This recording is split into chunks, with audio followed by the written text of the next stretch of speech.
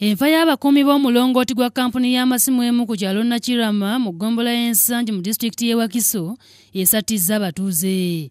Omukuumi eyasooka okufa yali amazeewo omwezi gumu gwokka ng'amuddiridde afuddewo akayita wiiki emu yokka nga yaleetebwa okukuuma ku Sande ewedde ng'ennaku z'omwezi nnyo omwezi guno. Waliwo eyasookera ddala okubeera ng'akuuma omulongooti guno eyafa ne baleeta ono bamuleeta olunaku lwali lwa Sande.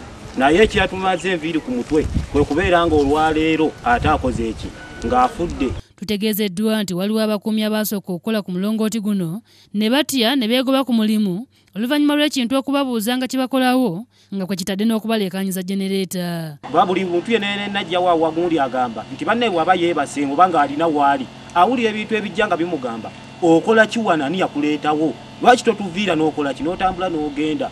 Asikaali buli muntu yenna bwe wabeerawo akabanga katono ng'oyo adduka ng'akola ki ng'agenda. Atwala poliisi y'omu kikajjo Ayebazibwe Ambrose ategeezezza nti bagenda kusooka banoonyereza ekiviirako abantu okufa basobole okusala amagezi. Tetulina conclusive evidence egamba nti mulongooti gwokka gwe guleeta okukola ki okufa. So bwe tunaamala okunoonyereza we shall recommend what should be done. Omulambo gugiddwawo ne gutwalibwa e Mulago okwongera okwekebejjebwa. Ebyo ngo bitadde ku bbali omuvubuka Kirwaro Bosco ateeberezebwa okuba omunywi w'enjaga agobye nnyina Bakiiga Margaret n'amwetolooza ennimiro n'oluvannyuma n'amukwata n'amutemako omutwe ng'amulanga kyayise okumuloga. Kigambibwa okuba nti omuvubuka ono asoose kubuuza nnyina ensonga emuloza n'atuuka n'okumuliisa eddagala erimubuzizzaako emirembe. Yatemye omu, yatemye babiri. Omulala aliwo? Ali mu ddwaliro. Ono bwe yatolodde manja ono musi n'asanga nga ono ayimiridde azuukutaasa yatemye butemi. Yamutemye wa? Yamutemye bwe. Bino bibadde ku kyalo Kawuulu Minsani mu muluka gw'e Malongwe mu disitulikiti y'e Buikwe.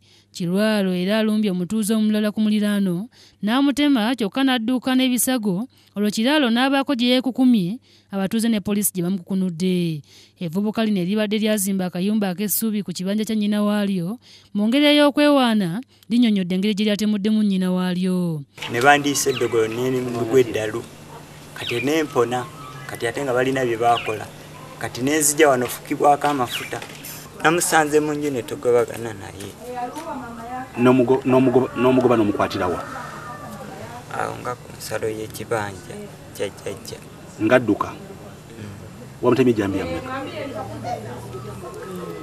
Yalabika yabaddeemu.